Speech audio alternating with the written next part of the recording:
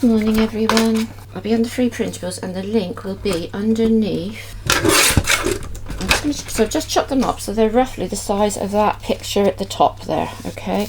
And I just put 2 sheets together and did it together. I'm just going to take a piece of spare cardboard, which I had because I was trying to get it the right size, and as you know, that doesn't always work.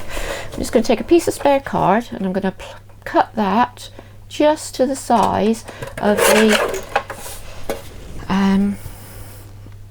so I'm going to cut that just to the size of the pictures that we've got on the top, all right? And then I'm going to cut it along the bottom as well. You don't need a guillotine, you can just cut all this by hand. It's just that I find when you're cutting out lots of stuff, using a guillotine is quite good. So I'm going to get lots and lots of these pieces of paper.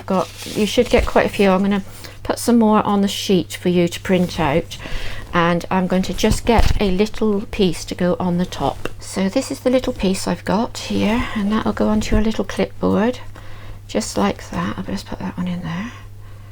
You'll be able to pop that one just on the top, okay?